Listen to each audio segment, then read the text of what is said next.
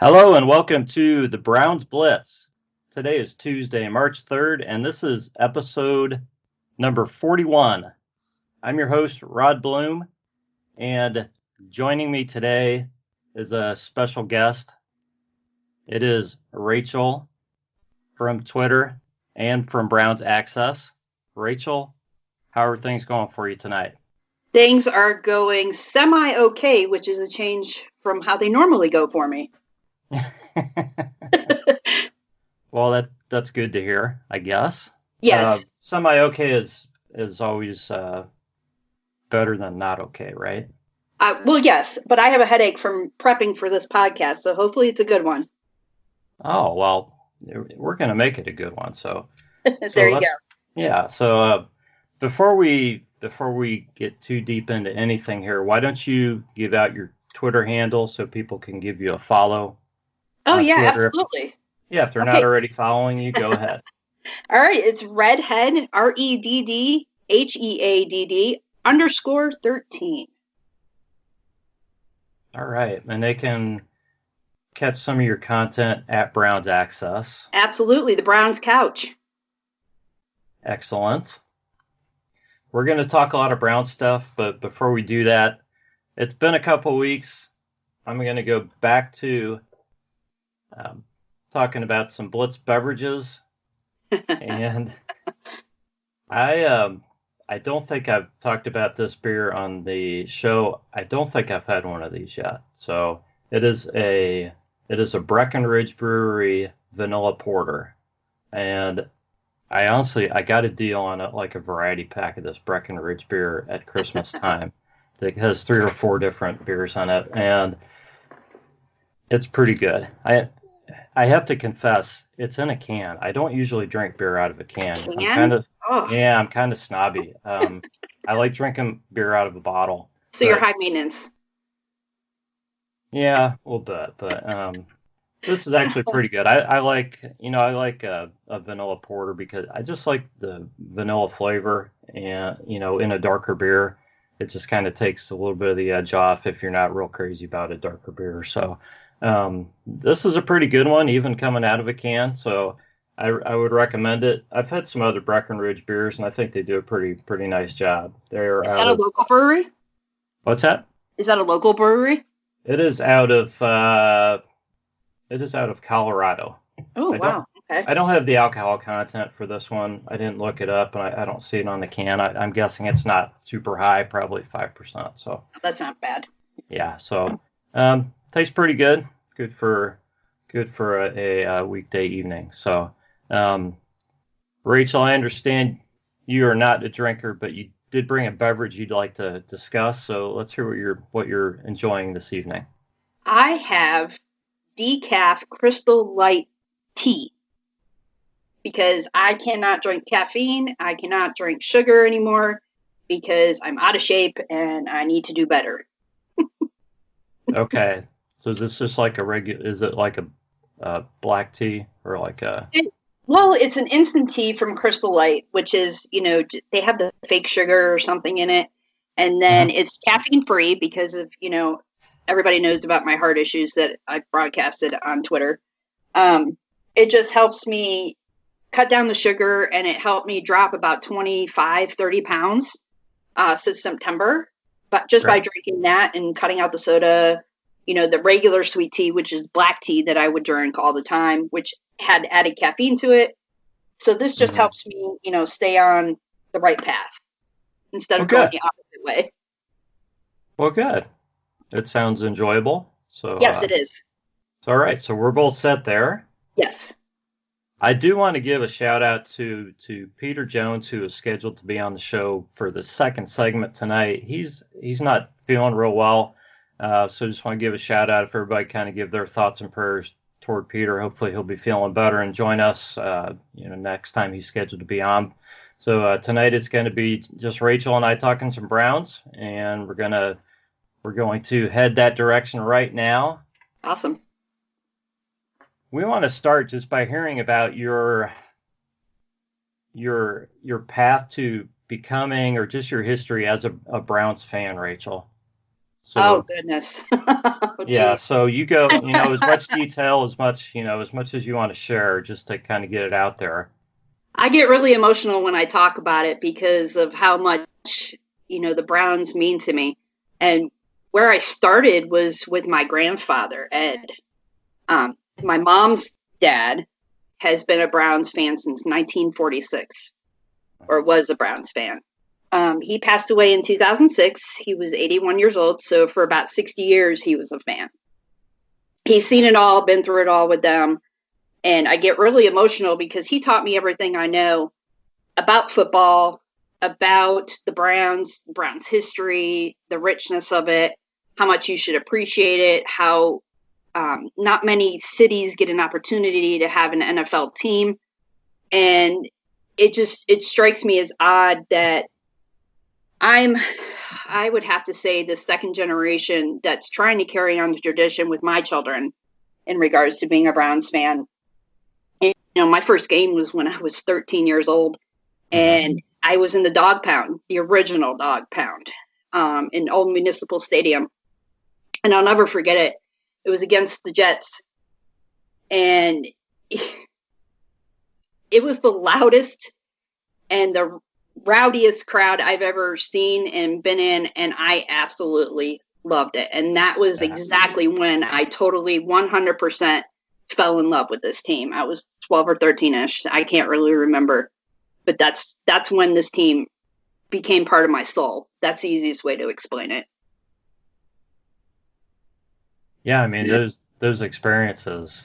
It's amazing how one experience like that can just kind of stick with you and just kind of flip a switch for you.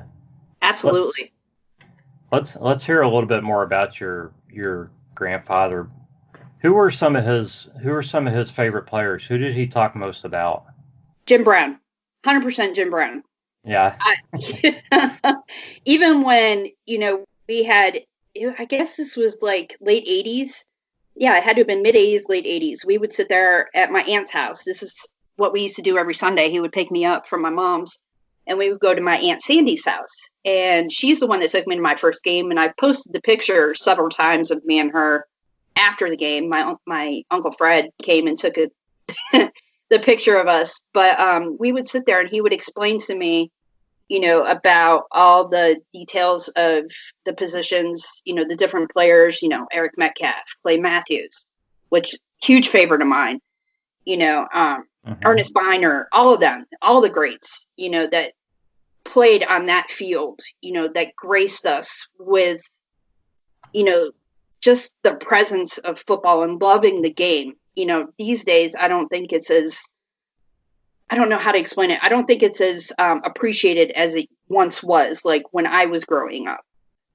And to me, that's the struggle, trying to remember everything that he loved and taught me. I have Jim Brown trading cards only specifically because my grandfather loved him. And I can't show him these anymore. So I'm trying to carry it on with my kids and teaching them about the history, with the Browns. And sometimes it's a struggle because this generation, unless they have a passion for it, just doesn't care anymore. And I blame that partially on, recent events in the last 10, 15 years. It's hard, and we've talked about that on the podcast with some other folks. I think it's the fact that we grew up watching some of these guys. I mean, guys like Jim Brown and Clay Matthews were on the team for so long that you lived and died with these guys for years. You felt like you knew these guys. You cried with them. You bled with them. You gave your heart and soul to them. And it felt like they were playing with you on the field with them. And that's what I used to love about the old teams. That's right. And you don't have that anymore unless they're winning. And that's a discouraging factor to me. Why, if you're going to love a team, love the team. Thick and thin, no matter what, you just got to love the team. Well, and I think it goes further than that. It's the fact that there's been so much turnover on this roster year after year after year that other than a few guys like Joe Thomas, we really haven't had those guys that we really feel like we know and that we know are going to be there year after year. So it's really hard to I've said this before, but it's really hard to do more than just root for the uniform, because you Yeah. don't really get to know these guys with all the turnover of the roster. So when you start winning, guys start sticking around, you start building a core of guys that are there, and I mean it kind of all goes together, I think. Oh, absolutely it does. But the thing is that for me it's different because I feel like if I don't support the team, no matter who's on the roster, in a way I'm giving up the memory of my grandfather, that supported the team no matter how much he yelled and screamed and cursed at them, through the TV and, sometimes at the field. It was always the Cleveland Browns. 100%. My grandfather absolutely bled brown and orange. No doubt about it. Yeah, I understand that. Yeah, and I agree with you. And I think I kind of feel the same way. I always support the team, and I don't know if I don't have somebody to point to the same way that you do your grandfather, but I just think of how hard the city fought to keep the Browns, and when Mayor Michael White, yep. yeah, and I kind of feel like if I'm not rooting for the team, I'm kind of turning my back on, all that effort and the real fans of this team that have been fans, back into the 40s, 50s, 60s, and really the same way going back to those great players. I kind of feel like it's, almost like I'm Rosa, giving up all on of them. everybody. Absolutely. And I wrote a blog one time, that some of these players that are newer, younger, need to realize the franchise history and how great some of these players were that stepped onto this field, and that every Sunday they are stepping onto the field with them. And I don't think they realize that. I think that's true.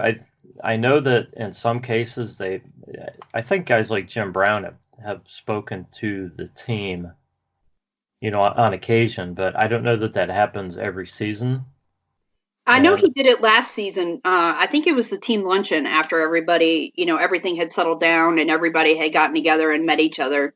And they did that huge. Bernie was there. I know Jim was there. I think I can't even remember. I think Eric was there. Eric Metcalf. I know EB was. I'm pretty yeah, sure EB was. All of them. They were there. They were trying to explain to him, that about our fan base and about this franchise and the history of the franchise. But sometimes I really don't think they get it, and they just buy into their own hype instead of really believing in the actual core of the team and believing in each other, and then being able to present that on the field as a winning product. right. No, I agree with you. I think it takes time. It takes some time for a team to gel, and hopefully at some point we'll see some patience, and some of these players will have a chance to stick around, and hopefully we can stick with the coaching staff long enough to see something happen. I mean, you have to be realistic. You fire a coach and a GM, every year or every other year. Teams don't typically turn around in one season when you're putting in everything brand new Oh my God, in here. Rod, So honestly, last season I bought into everything, hook, line, and sinker. It was the first season that I actually had unlimited amount of hope and optimism. And that had a lot to do with Freddie Kitchens, the hype when we signed Odell. And then it all came crashing down on us. And it was a big, fist to the face. Like, what do you guys think you're doing? You just got here. It was the first time I actually thought we were going to go to the playoffs within the first season, especially after a new hire of a coach. And then what happens? We tank, we lose the coach yet again, and we now have a brand new staff all over again, and we have to start all over again. And honestly, I'm tired of it. right, I understand that, and a lot of people are tired. I I think almost, a lot of people, most people, a majority were really bought in last season, and I certainly did. I love Freddie Kitchens. I think he's an outstanding guy. I would love to sit down with Freddie. I mean, I loved his press conference, his views on life and everything. It just didn't work out with him as the head coach. He had some other Absolutely. issues. He had some other Absolutely. issues, prepreparation, maybe some leadership issues on the field and things like that. So it didn't work. Sooner No, or later, you have to find somebody that you're going to give a chance to. So hopefully Stefanski's the guy. You got to ride with him, and as long as this organization isn't falling apart and mutinies happening, Stefanski needs to be here for several years. That's my it absolutely has to. There's no way that, no matter what Freddie did, I like the guy. I genuinely like him, and I wish him nothing but the best. But he was in over his head, absolutely 100% over his head. He couldn't handle the players. He let them do whatever they wanted, and he didn't have the discipline that I hate to say it that Greg Williams had with the team. If you screwed up on the field, you ran. If you did something else, you ran, and it was more like he earned the players' respect. And I think that Freddie actually tried to be their friend versus being their boss, which anyone knows that is probably the biggest mistake when you're running a business. You can't be their friend. You absolutely have to be their boss. And I hope Coach Stefanski does that this year. Well, I think there are different coaching styles that can work for different teams, and the Browns just definitely didn't fit into what Freddie was bringing. There's possibility that style of coaching could work, and it probably does work for other more mature teams. But yeah, we're a baby compared to half these people that have all these vets on their team. Right. I hate to bring it up, but look at the Patriots. They've got all these tanks running on their team. And if one goes down, one just stands up and backs him up and knows exactly what to do. But that also has to do with the coaching. And I really don't think Freddie was prepared. I think he was hyped up enough and really wanted to do well, but I don't think he was prepared whatsoever. Yeah, well, hopefully we're headed a different direction now. Absolutely. So let's talk about Myles Garret. Okay. So you had a personal experience on Twitter with Myles, and I'm going to let you tell that story and kind of just get this out there. Yeah, get it out of the way, and then let's talk about Myles and and where you think he is now and everything. But let's get your story out of the way first. Well, I think Myles is in a good place compared to where he was in November of last year, and I was with him in that front. Many of my followers know that, and that my account was permanently suspended because of Mason Rudolph and my tweet in regards to him. Now, I preface this with saying that I absolutely 100% stand by what I said. I just wish I would have said it differently. Mm-hmm. And it was the fact that after his apology video and after Coach's apology video, quote unquote, came out, I was really, really pissed off. I was pissed off at the team. I was pissed off at Mason Rudolph. I was pissed off at their coach. I don't speak of him. It's kind of like Voldemort at this point. But I basically said to sit his hee-haw ass down and F the, up and I'm trying to be nice about this. I don't want to get in trouble.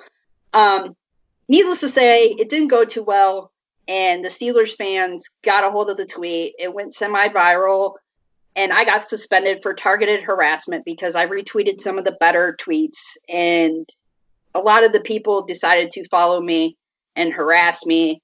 And so even though I complained about it, I'm the one that got suspended and had to make this new handle just in case because I knew it was coming. I absolutely saw it coming after everybody got a hold of it. I had almost 100,000 interactions with that tweet. And then I got the notice that I no longer had an account.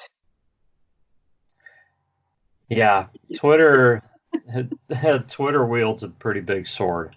Yes. They and they don't ask questions. They No. pretty much come in and bam, they just kind of.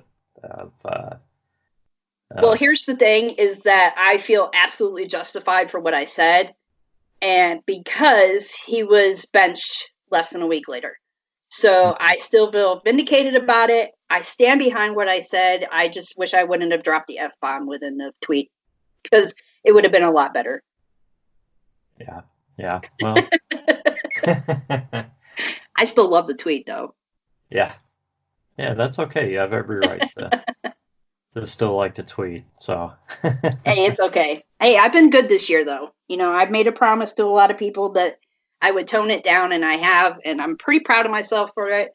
But every once in a while, I still drop the F-bomb. I just try to use the swear word emoji now. Well, that's good. A minor rehabilitation. Yes, absolutely. Absolutely.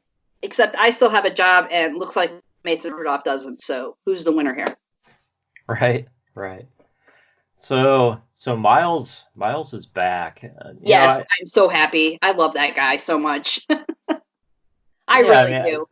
I don't want to get into it a whole bunch, but when the whole idea that every kind of opened up everything when he was just reinstated, without missing any more games. Oh yeah, I got caught up in all of the argument all over again. Yeah, I'm like, what changed? He served his penalty. He got reinstated. I thought 6 games was plenty. Everybody else wanted him to serve more time. I'm like, why? I mean, I actually thought it was going to be 8 games. I thought Goodell was going to, make sure that he did not play until like the 3rd or 4th game of this, 2020 season. I thought he was going to get fined more, everything. And it turns out that I guess, Myles Garret kissed Goodell's ring enough to be like, hey, can I get back in the league and train with my team and, do what I got to do? And I guess he covered all his bases and he did what he was supposed to do in the off season before he went to his meeting with Goodell, but there's a whole other issue with that, because, do I think Myles was absolutely wrong? Yes. He shouldn't have reacted the way he does or did. But I also think it was triggered by something. We have no proof, but it's kind of like we do have proof in a way that everybody knows that Mason allegedly sent something, and I think he served his time too. But it's like they keep saying, oh, he needs to be suspended. He needs to be out of the league. He's an attempted murderer, blah, blah, blah. You know what? There's other people in this league, and I can say one, AB, who is, he's out of the league now, but when he was a Steeler, he cleated somebody to the face, okay? And the Steelers fans are talking about, oh, he needs to be, Myles needs to be out of the league. AB was in the league for, another 5 years or something like that? I mean, I don't even think they didn't even call a penalty on that. No, he didn't. He didn't get a penalty on that at all. Yeah. They were like, it's kind of like when Baker got kicked in the head or something. Oh, he was, in forward motion. Yeah, the explanation on that Baker play, that was classic. It's okay to hit him in the head because he became a runner. Oh, you're allowed to hit runners in the head. Right. I stood in front of my TV and I was like, what did you just say? Hey, what? And I dropped every single swear word I knew. And it was like, I couldn't believe what that ref was saying. I was like, this is unbelievable. There's no way, And so for Myles to get punished the way he did, he absolutely deserved a punishment. Yeah. I thought he was going to get more. That's just my personal opinion. But there's no way. There's a lot worse players that are still in this league that have alleged child abuse, rapes, thefts, you name it, and they're still in the league. So what Myles did is minor to me compared to what some of the other players in the league have done. I agree with you, and I've enjoyed watching his workout tweets, his videos. I've seen so he's looking good. I think he's ready to bounce back. He is a beast. Okay, he can do a 4-foot jump with 25-pound dumbbells in each hand and do a vertical leap. Come on. I wish I could just walk 5 steps without, tripping over myself. And he's doing vertical leaps with dumbbells. Come on. Yeah. It's amazing watching what he can do. So, really looking forward to getting him back, and we'll see, what else the Browns absolutely do. We'll see about Olivier Vernon and who else is back, and we'll see. Well, if Vernon's still going to be here, yeah. Well, we'll see. We'll see about absolutely.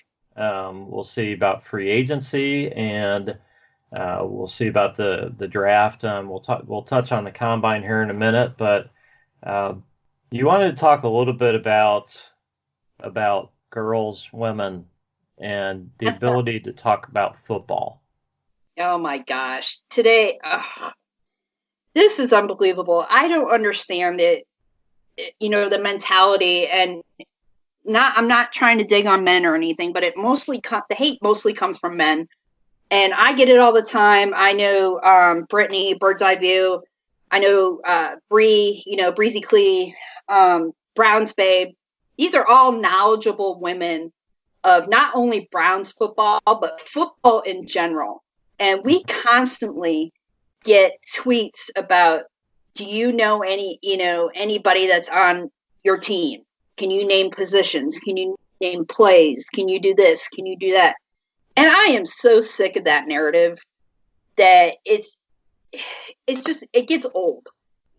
Welcome to the 21st century where girls actually know how to play and talk football. I mean, my God, we got Callie Brownson, a female staff member. She played on the DC Divas, I think, for like 7 years. So not only can she talk football, but she played football.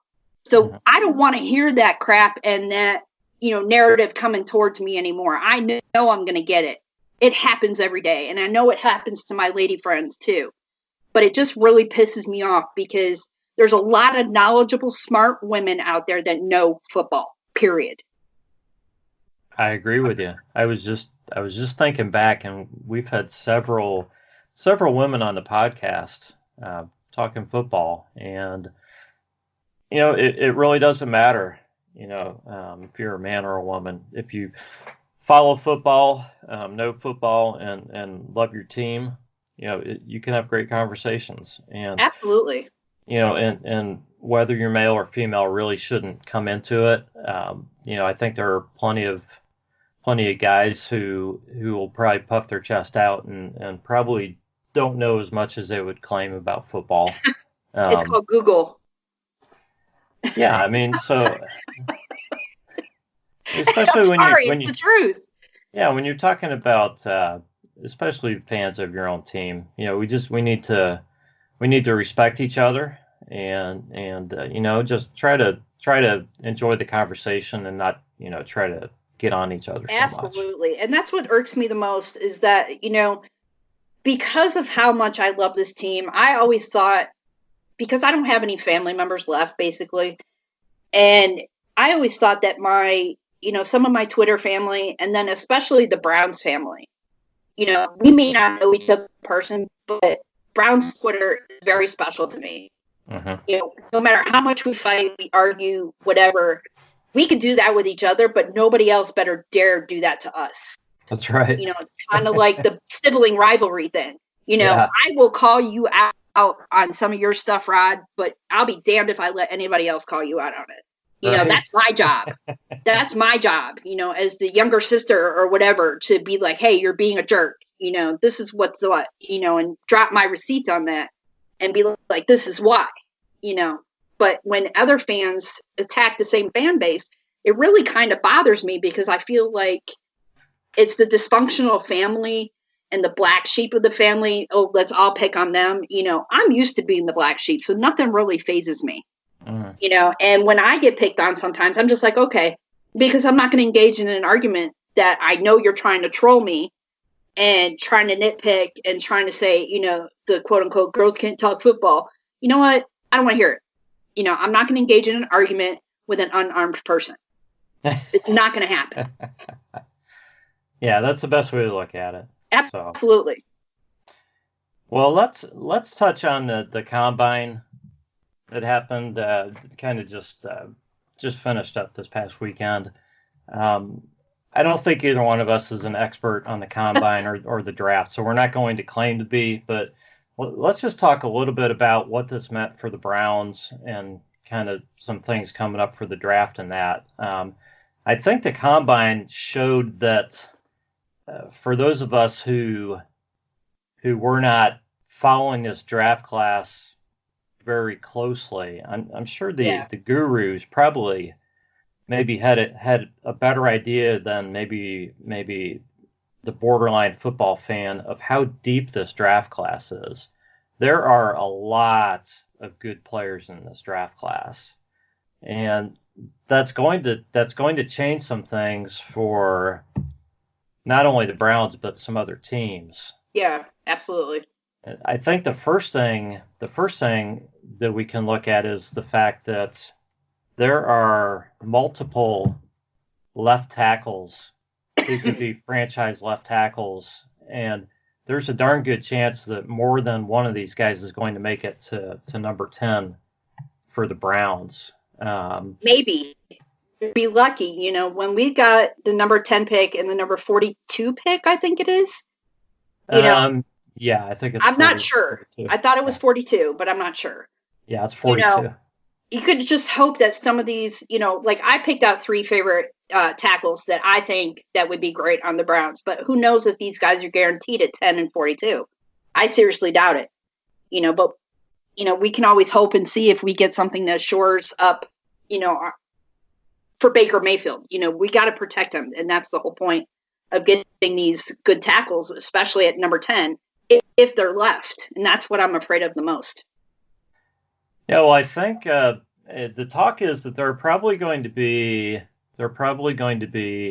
three, possibly 4 quarterbacks that will go before the Browns pick. Oh, wow. Okay. And then there are probably 3 defensive players who will go before the Browns pick. So that's at least 6 guys right there. 6 or 7. Well, we're closer. Yeah, so that leaves you 2 or 3 guys. So even if a couple of these offensive linemen go, and then there's, I'm trying to think. I would think there are probably 4 defensive guys who will go, and 3 quarterbacks. That's 7 right there. Yeah. So that leaves probably a couple of these tackles may be taken, but the common thought right now is that Jedrick Wills, and I'm not going in any order here. Jedrick Wills of Alabama, Andrew Thomas of Georgia, Mekhi Becton at Louisville, and Tristan Wirfs, who's probably going to be the first one taken, of Iowa. That those 4 guys are 6'5" guy, right? He's like 300 pounds or something like that. He's an absolute. Well, yeah, they're all about 3. They're all at least 320. Yeah. Well, Becton? Becton's 6'7", 369, and can still run a 5'1", 40. And Tristan Wirfs can jump higher than a wide receiver. Absolutely. At 322, and can run I think he ran a 4.85 40. So he's very, very athletic. He would be a terrific fit in the Browns offense that Stefanski wants to run. But it's a matter of if he's still there. But I think really any of these guys would be a great prize for the Browns. So yeah, I think you've got Josh Jones to add into that too. That dude's 6'7", 310. He's huge. He's a beast along with Myles Garret and all them. Can you imagine someone that big and that tall on the Browns? Oh my God! I think Josh Jones is probably the next rated one. I don't know. I don't know what kind of gap there's supposed to be between he and the other guys. So I don't know if he's going to be a first round guy or if he's going to make it into the top of that second round or not. If the Browns could get a guy like him in the second round and get 2 tackles, I think most of us would be for that. But absolutely. The whole thing is here, Raechelle, is that they do free agency first and then the draft. So some of these holes are going to be filled. The Browns need guys on the offensive line, and then they need some guys on defense, particularly in the secondary. So they need a couple of safeties. Yeah. They probably need a linebacker now, and probably some more guys on the defensive line and some other places. So the question is, what are they going to fill in through free agency? And then that will tell them what they need to draft. Yeah.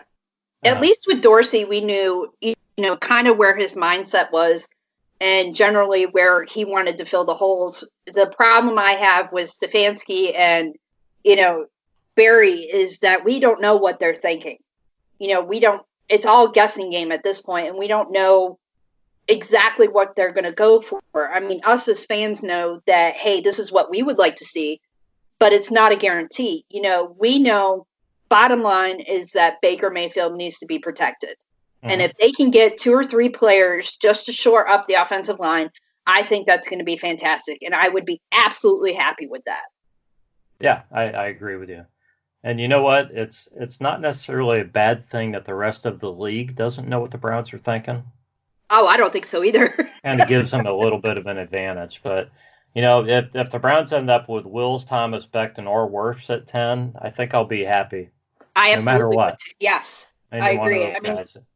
Wirfs is what? What did you say? He was 6'5", 300 plus pounds? Something like that? These guys are all at least 320.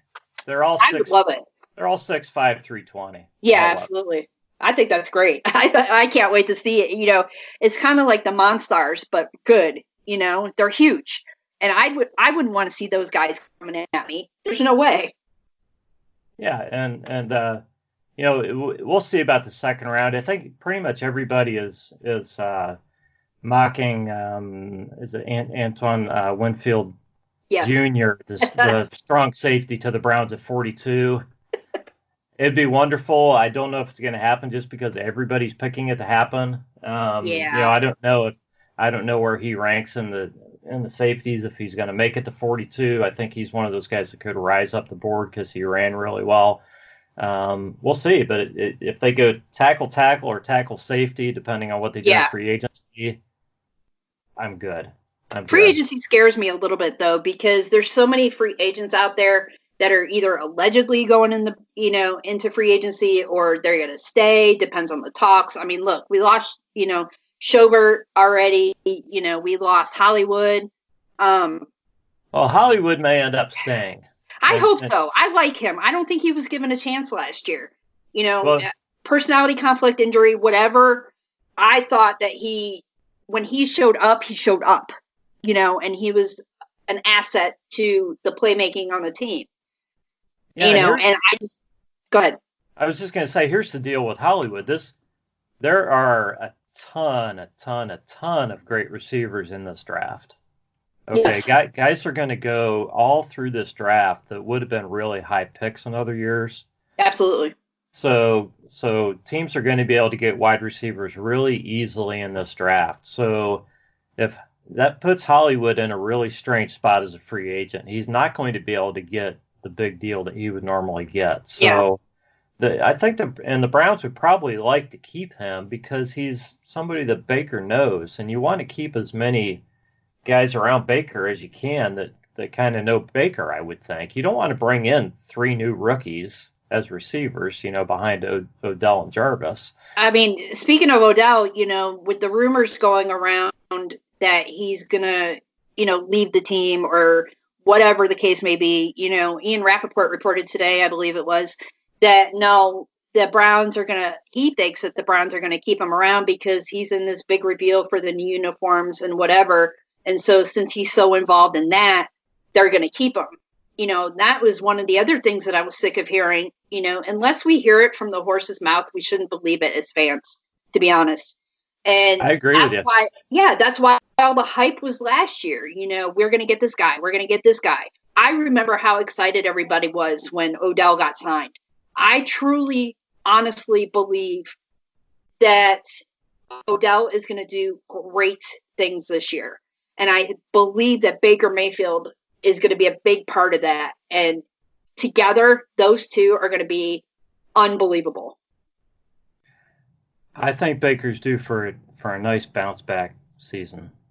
Absolutely. I absolutely agree with that. Last year I got a lot of crap for saying that it looked like he gained weight, blah, blah, blah. And he even admitted in an interview that he had not trained like he was supposed to, because he was told that, he could do whatever he want. And he also thought it was going to be the easiest season because of the previous season, with the winning quote unquote winning season, that we all thought, oh my God, 2019 is going to be our year, and then it was such a letdown. He was disappointed. So I can understand why he's going to be busting his butt, this off season.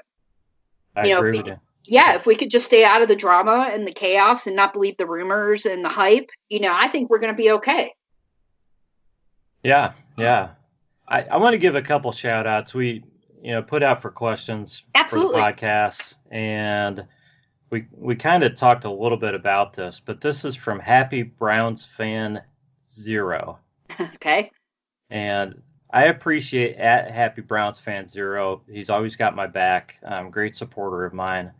And the question was, how much credence do you give to rumors now, or is it just writers trying to come up with content? Do you really want me to answer that? Well, I'll give my take, and then you can Absolutely. chime Go ahead. in. I think it's some of both, but I think you have to listen to some of this because there's actually stuff that happens at the combine. Yes. When you have GMs and coaches actually talking to players and talking to each other, there's stuff of substance that actually happens. You go back to last season, and that's really where the Odell trade was born, was at the combine. Yes. Yep. So a little bit of both. So I think you kind of got to listen, but you kind of got to have your filter too, because some of it could be just made up looking for clicks. Yeah, absolutely. And that's the second part, that ending part that you just said, the clicks. I think a lot of Cleveland media, I'm not going to name any names, but I think they make a lot of headlines or try to stir the pot, stir up the fan base and stir up the players, get them annoyed, into regards like trade rumors and things like that. I think a lot of it is just to get those views. And to me, it's not good. We already got a Cleveland media guy that's suspended, another one that reports on, they are actually, I think they're okay reporter. I don't like them very much because of some of the stuff that they have reported on, and it was simply not true. And they did it just to stir the pot. Then we've got, and I'll name him, Cowturd, and yeah, I know. We don't talk about him on this show. Well, anyways, that person, Voldemort, he does a lot of those headlines. He made one today, and I'm not even going to mention what it says, but it was pretty awful, and it had to do with Odell. And I was just at this point where I'm over it. I'm not going to listen to these people anymore unless, like you said, there's a grain of truth to every rumor. But how small that grain is, we will not know until it actually comes from Coach Stefanski, Andrew Berry, even Jimmy Haslam, maybe even D. We don't know. So unless I hear it from those four people, I am not going to believe it. Yeah, I'm with you there. Next one is from @DogPound. I'm going to guess this is a double underscore, maybe triple. Okay. This is Vegas. It's hard to tell. Okay. So we appreciate the question. So many great wide receivers. Do you like any for Cleveland? So this is asking about the wide receivers in the draft. I will say this. I don't know. And that's fine. There are, like we said, there are a ton of wide receivers in this draft class. A lot of talent there. For me, I think, like I said, I think they want to keep guys who know Baker around Baker and guys who have been with him around. So, I kind of almost expect them to try to keep Higgins if they can get him on the deal they want to get him on, which might be very possible. I think Ratley is a very good possibility to stick around. I think the guy has talent. But we'll see. I think there's a good shot that they may still draft a wide receiver, like in in the latter rounds if the right guy's still sitting there for him. And you have to think that there could be guys sitting there in the fourth, fifth, sixth round that would normally be like second or third rounders in a normal year. So if they see a talented guy, they may take him and and see what happens. So I think it'd be great. I mean, I wouldn't. Honestly, I don't care if they draft another wide receiver, because if we can, God forbid anything happen, to say, just for example, Ratley or Odell, right? If anything were to happen with them, who do we have to fall back on right now? It's not looking that great. So if they can get just one or two extra, that would be cool. I would think it'd be just one wide receiver, just to have that backup of the backup type stuff. Because the more options that Baker has, the better for him and the better for us. I expect one. I think this offense is typically going to be a 2 wide receiver offense. I don't think you're going to see 3 or 4 all that often. I think they're going to try to add another tight end. I think that's going to be a priority. And you're going to see the 2 backs out there more often. But I think a lot of time you're going to see 2 wide receivers like they. Well, I mean, like you said before, we don't know what the staff is thinking. I honestly, I've never seen 3, but I mean, what do I know? This is my fantasy draft at this point. It would be great to have somebody, just in case, because I'm always a plan B type person. If plan A falls through, we got to have that plan B up and ready to go. So you never know, especially now. You just don't know. Yeah. Well, Raechelle, we are up against it here. I think. Okay. I would like to give you a chance to give some final comments before we head on out of here. Absolutely.